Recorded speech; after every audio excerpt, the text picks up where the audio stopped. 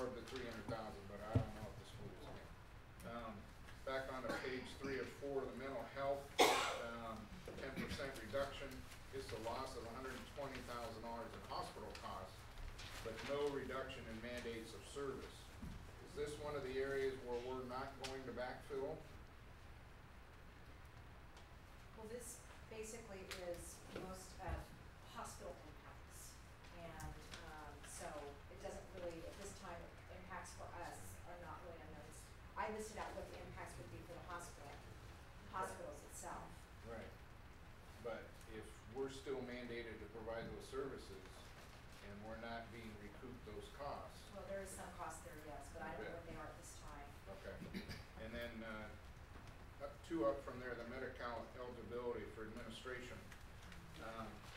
Approximately 387 adults and 1,415 children will lose their benefits. I'm looking at it in regards to money available for our ambulance systems. And we've continually had reductions in Medicare, Medi-Cal.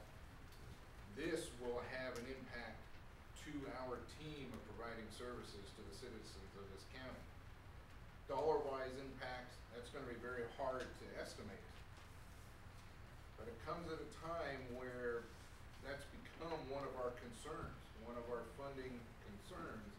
And if we continue to see an erosion of that, it drives home even more the need to come up with that final long-term plan of how we're going to overcome that hurdle.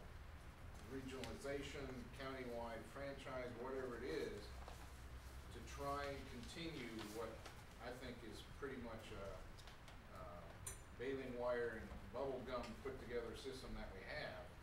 It works now, but if we continue to erode it, it's not going to work for very long. And so I just want to make those comments that any hit in that budget is not too positive for this supervisor. So just a comment. Supervisor Smith. Well, along those lines in the areas that you're talking here in the Health and Human Services realm, when we look at the 1,415 children that we lose their Medi-Cal benefits, that goes directly then to Healthy Families. Yes. That's right. And so then, you know, basically what the impacts are, backfill or no backfill, Mendocino County and the services we provide are going to be on the front lines of dealing with all of these Health and Human Service agency reductions that the governor sees fit to put through, and it's really going to become our issue. I mean, with the, you know, Healthy Families has done a great job, but to add 1,415 more, their first line when they, my understanding is they orchestrated this program very thoughtfully in that they seek out Medi-Cal funding and all sources of funding for the families that come to them first. They don't just go to their pot of money.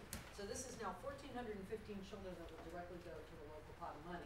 Yep. So hence it's back, yep. It's back to us. So I mean, these are really devastating cuts that, you know, it's probably one of the primary things I hear in my district about issues of the interface between mental health and social services, the homeless issue, the fact that many of those individuals are dually diagnosed, and then you know, taking this infrastructure and then eroding it further is a non-answer to some of the problems that we have. So this is going to be a really critical issue that I think is going to have other budgetary impacts on us that we don't yet know. Yeah, my only comment is, you know, our governor's May revision.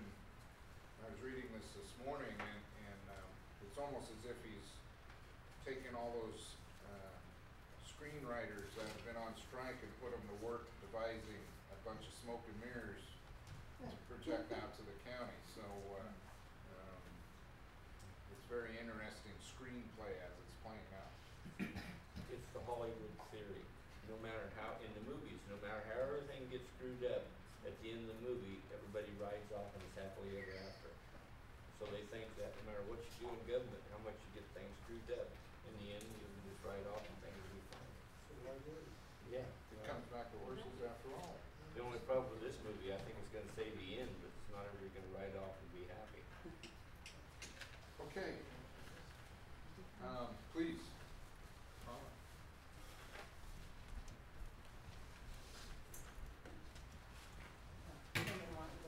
Members of the board, I'm Carmel Angelo, Director of VA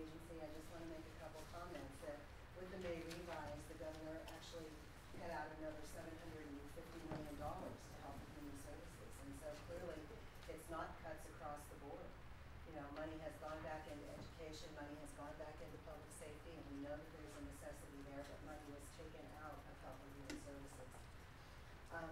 There are some things that we are doing in this county that we're hoping to mitigate some of the long-term effects that we will have.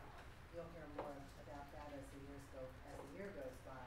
But I can tell you that we are concerned about the adults and the children that are falling off the rolls. And we're actually looking at ways to capture those clients and keep them into service. And one of the ways that we plan on doing that is to work closer with the hospitals and the community clinics with eligibility workers in doing that.